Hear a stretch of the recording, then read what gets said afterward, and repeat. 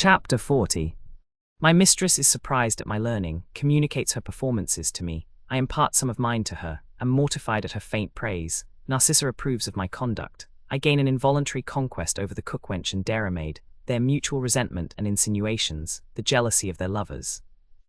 During this season of love and tranquillity, my muse, which had lain dormant so long, awoke, and produced several small performances on the subject of my flame. But as it concerned me nearly to remain undiscovered in my character and sentiments, I was under necessity of mortifying my desire of praise, by confining my works to my own perusal and applause. In the meantime I strove to insinuate myself into the good opinion of both ladies, and succeeded so well, by my diligence and dutiful behaviour, that in a little time I was at least a favourite servant, and frequently enjoyed the satisfaction of hearing myself mentioned in French and Italian, with some degree of warmth and surprise, by the dear object of all my wishes, as a person who had so much of the gentleman in my appearance and discourse, that she could not for her soul treat me like a common laquais. My prudence and modesty were not long proof against these bewitching compliments. One day, while I waited at dinner, the conversation turned upon a knotty passage of Tasso's Jerusalem, which it seems had puzzled them both. After a great many unsatisfactory conjectures, my mistress, taking the book out of her pocket, turned up the place in question, and read the sentence over and over without success. At length, despairing of finding the author's meaning, she turned to me, saying, "Come hither, Bruno, let us see what fortune will do for us. I will interpret to thee what goes before, and what follows this obscure paragraph, the particular words of which I will also explain, that thou mayst, by comparing one with another, guess the sense of that which perplexes us." I was too vain to let slip this opportunity of displaying my talents. Therefore, without hesitation, read and explained the whole of that which had disconcerted them, to the utter astonishment of both. Narcissa's face and lovely neck were overspread with blushes, from which I drew a favourable opinion, while her aunt, after having stared at me a good while with a look of amazement, exclaimed, "In the name of heaven, who art thou?" I told her I had picked up a smattering of Italian during a voyage up the Straits. At this explanation she shook her head, and observed that no smatterer could read as I had done. She then desired to know if I understood French, to which question I answered in the affirmative. She asked if I was acquainted with the Latin and Greek. I replied a little. "Oh," continued she, "and with philosophy and mathematics, I suppose." I owned I knew something of each. Then she repeated her stare and interrogation. I began to repent of my vanity, and in order to repair the fault I committed, said, it was not to be wondered at if I had a tolerable education, for learning was so cheap in my country, that every peasant was a scholar. But I hoped her ladyship would think my understanding no exception to my character. No, God forbid, but during the rest of the time they sat at table, they behaved with remarkable reserve. This alteration gave me great uneasiness, and I passed the night without sleep, in melancholy reflections on the vanity of young men, which prompts them to commit so many foolish actions, contrary to their own sober judgment. Next day, however, instead of profiting by this self-condemnation, I yielded still more to the dictates of the principle I had endeavoured to chastise, and if fortune had not befriended me more than prudence could expect, I should have been treated with the contempt it deserved. After breakfast my lady, who was a true author, bade me follow her into the study, where she expressed herself thus: "Since you are so learned, you cannot be void of taste. Therefore I am to desire your opinion of a small performance in poetry, which I lately composed. You must know that I have planned a tragedy, the subject of which shall be the murder of a prince before the altar, where he is busy at his devotions. After the deed is perpetrated, the regicide will harangue the people with the bloody dagger in his hand, and I have already composed a speech, which, I think, will suit the character extremely. Here it is." Then taking up a scrap of paper, she read, with violent emphasis and gesture, as follows: "Thus have I sent the simple king to hell, without or coffin, shroud, or passing bell. To me what are divine and human laws? I court no sanction but my own applause. Rapes, robberies, treasons, yield my soul delight, and human carnage gratifies my sight. I drag the parent by the hoary hair, and toss the sprawling infant on the spear, while the fond mother's cries regale my ear. I fight, I vanquish, murder friends and foes, nor dare the immortal gods my rage oppose. Though I did great violence to my understanding in praising this unnatural rhapsody, I nevertheless extolled it as a production that of itself deserved immortal fame, and besought her ladyship to bless the world with the fruits of those uncommon talents heaven had bestowed upon her. She smiled with a look of self-complacency, and encouraged by the incense I had offered, communicated all her poetical works which I applauded, one by one, with as little candor as I had shown at first. Satiated with my flattery, which I hope my situation justified, she could not in conscience refuse me an opportunity of shining in my turn, and therefore, after a compliment to my nice discernment and taste, observed that doubtless I must have produced something in that way myself, which she desired to see.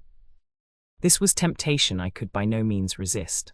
I own that while I was at college, I wrote some detached pieces, at the desire of a friend who was in love, and at her request repeated the following verses, which indeed my love for Narcissa had inspired. On Celia, playing on the harpsichord and singing. When Sappho struck the quivering wire, the throbbing breast was all on fire, and when she raised the vocal lay, the captive soul was charmed away, but had the nymph possessed with these.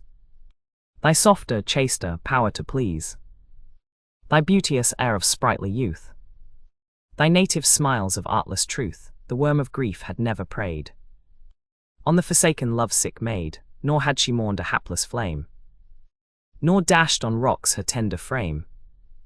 My mistress paid me a cold compliment on the versification, which she said was elegant enough, but the subject beneath the pen of a true poet. I was extremely nettled at her indifference, and looked at Narcissa, who by this time had joined us, for her approbation. But she declined giving her opinion, protesting she was no judge of these matters, so that I was forced to retire very much balked in my expectation, which was generally a little too sanguine.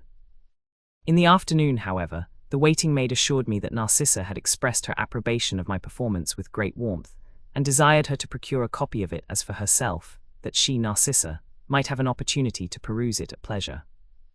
I was elated to an extravagant pitch at this intelligence, and immediately transcribed a fair copy of my ode, which was carried to the dear charmer, together with another on the same subject, as follows. Thy fatal shaft unerring move. I bow before thine altar, love, I feel thou soft resistless flame. Glide swift through all my vital frame, for while I gaze my bosom glows. My blood in tides impetuous flows.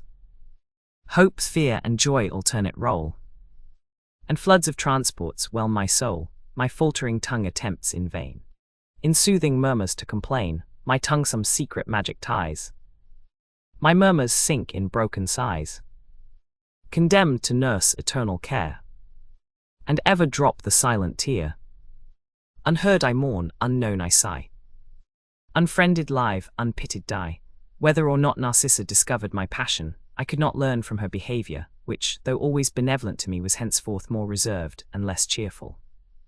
While my thoughts aspired to a sphere so far above me, I had unwittingly made a conquest of the cookwench and dairymaid, who became so jealous of each other that, if their sentiments had been refined by education, it is probable one or other of them would have had recourse to poison or steel to be avenged of her rival. But as their minds were happily adapted to their humble station, their mutual enmity was confined to scolding and fistcuffs, in which exercise they were both well skilled. My good fortune did not long remain a secret, for it was disclosed by the frequent broils of these heroines, who kept no decorum in their encounters. The coachman and gardener, who paid their devoirs to my admirers, each to his respective choice, alarmed at my success, laid their heads together, in order to concert a plan of revenge.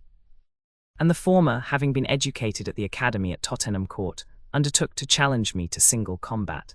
He accordingly, with many opprobrious invectives, bade me defiance, and offered to box me for 20 guineas.